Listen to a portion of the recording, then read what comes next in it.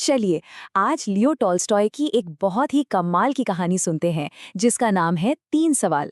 ये कहानी एक ऐसे राजा की है जो सोचता था कि जिंदगी में कभी भी किसी भी काम में फेल कैसे ना हुआ जाए।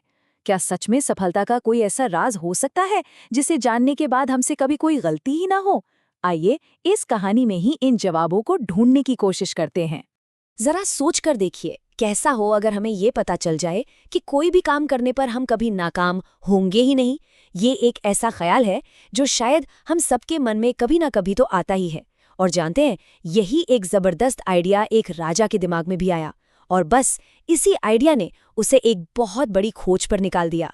राजा को पक्का यकीन था कि अगर उसे सिर्फ और सिर्फ 3 सवालों के जवाब मिल जाएं, तो वो अपनी जिंदगी में कभी कोई गलती करेगा ही नहीं, हमेशा सही फैसले लेगा और हमेशा कामयाब रहेगा। उसे लगता था कि बस यही ज्ञान ही सफलता की असली चाबी है। और वो 3 सवाल ये थे। पहला, किसी भी काम को करने का सबसे सही वक्त क्या होता है? दूसरा, सबसे सही लोग कौन हैं जिनकी बात हमें सुननी चाहिए? और तीसरा, दुनिया में सबसे जरूरी काम कौन सा है? राजा ने पूरे राज्य में ऐलान करवा दिया कि जो भी इन सवालों के सही जवाब देगा, उसे बहुत बड़ा इनाम दिया जाएगा। फिर क्या था, राजा के पास जवाबों की तो जैसे बाढ़ ही आ गई। किसी ने कहा एकदम सख्त टाइम टेबल बना लो, तो किसी ने कहा नहीं नहीं अपने सलाहकारों से पूछो। किसी ने कहा कि पुजारी सबसे जरूरी लोग हैं, तो किसी ने कहा कि डॉक्टर और सैनिक। इतने सारे अलग अलग जवाब सुनकर राजा का सिर और चकरा गया। वो किसी भी जवाब से खुश नहीं हुआ।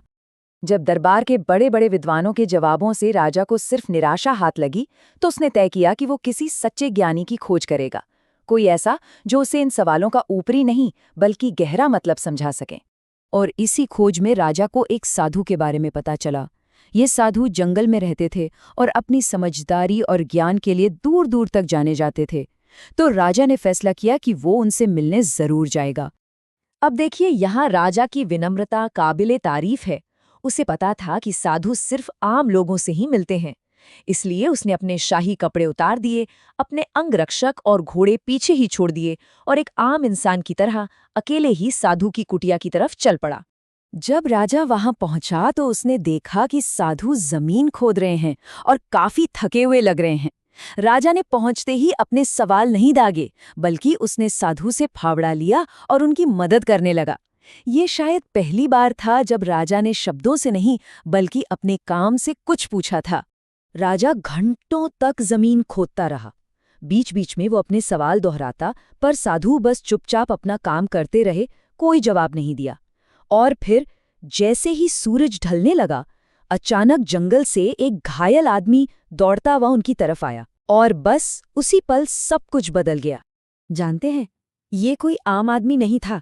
ये तो राजा का जाना माना दुश्मन था, जो उसे जान से मारने के इरादे से जंगल में छिपा बैठा था। लेकिन राजा के अंगरक्षकों ने उसे देख लिया था और उसी लड़ाई में वो बुरी तरह घायल हो गया था। राजा ने एक पल की भी देरी नहीं की। उसने ये नहीं सोचा कि ये कौन है, मेरा दोस्त है या दुश्मन।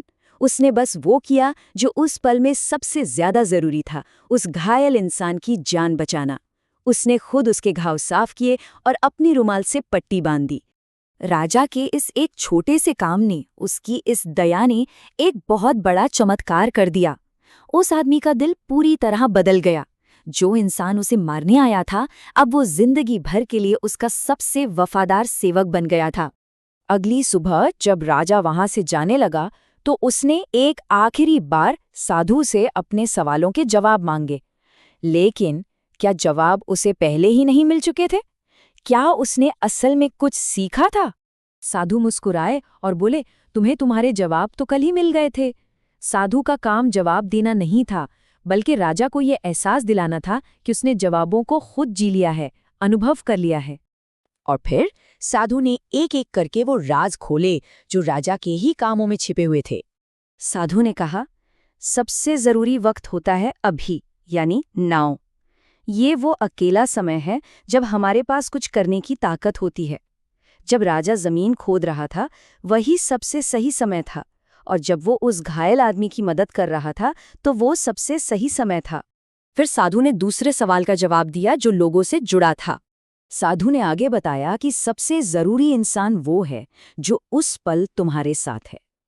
जब राजा खुदाई कर रहा था तब साधु उसके लिए सबसे जरूरी इंसान था, और जब वो घायल आदमी आया तो वो सबसे जरूरी बन गया, क्योंकि हमें नहीं पता कि अगले पल हम किसी और से मिल भी पाएंगे या नहीं।